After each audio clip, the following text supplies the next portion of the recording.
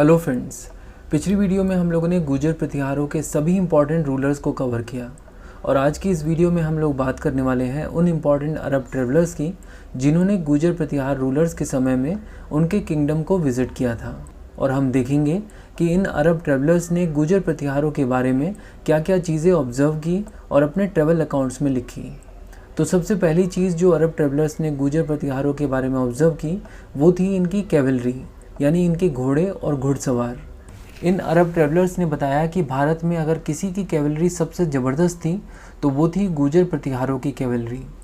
और ऐसा कहकर ये बेसिकली अपने ही घोड़ों की तारीफ़ कर रहे थे, क्योंकि ये घोड़े गुर्जर प्रतिहार सेंट्रल एशिया और अरब मर्चेंट से ही खरीदते थे।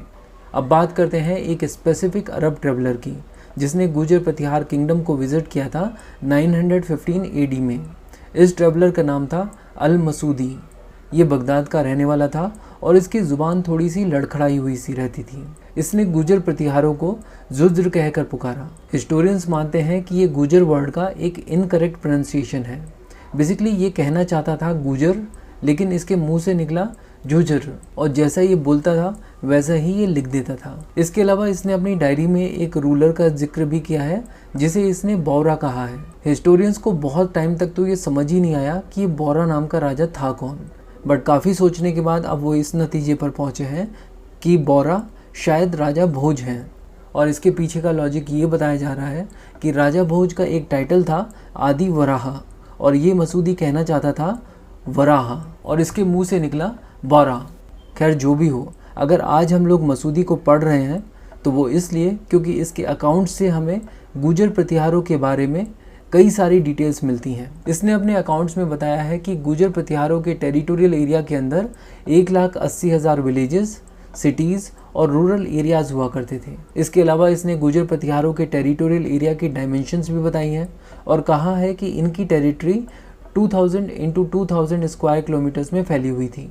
और अगर हम लोग कैलकुलेट करें तो ये वैल्यू हो जाएगी 4 मिलियन स्क्वायर किलोमीटर। और अगर हम इसे आज के इंडिया से कंपेयर करें तो इंडिया का जो टोटल एरिया है वो है 3.2 मिलियन स्क्वायर किलोमीटर्स। तो अगर हम लोग अल मसूदी की माने तो इसका मतलब ये होगा कि गुर्जर प्रतिहारों की टेरिटोरियल एरिया आज के इंडिया से भी ज़्यादा बड़ा एरिया में फैला हुआ था। मतलब एक तो इसने इतनी सारी स्पेलिंग मिस्टेक्स की हुई हैं, उसके ऊपर से जो न्यूमेरिक फिगर्स भी दी हुई हैं वो भी सब हवा में है। और अभी इसकी बात ख़त्म नहीं हुई है, अभी और सुनो।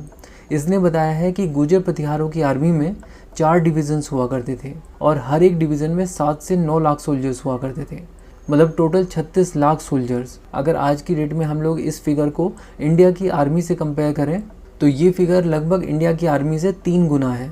और हाँ, मसूदी ने ये भी बताया है कि गुर्जर प्रतिहारों ने अपने नॉर्थ, साउथ और ईस्टर्न फ्रंटियर के लिए अलग अलग आर्मी रखी हुई थी।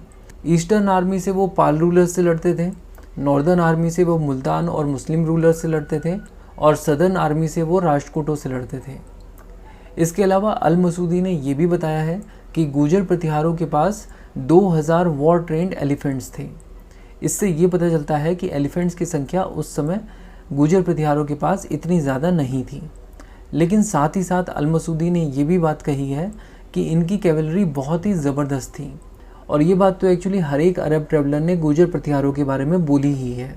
अल मसूदी द्वारा लिखी ये सभी बातें जिस बुक की फॉर्म में कंपाइल की गई हैं उस बुक का नाम है the meadows of the gold. और इस बुक का जो ओरिजिनल नाम है वो अरबी में है, और आप सोच ही सकते हो कि अल मसूदी ने इसका नाम किस तरह का रखा होगा, उरूज अल दहाब व मादीन अल जौहर। इस बुक में अल मसूदी ने जो भी बातें गुर्जर प्रतिहारों के बारे में लिखी हैं उससे ये बात साबित हो जाती है कि गुर्जर प्रतिहार किंगडम उस समय का एक बहुत ही प्रेस्टिजियस और पावरफुल किंगडम था। Thank you so much for watching and supporting बुक्सतावा।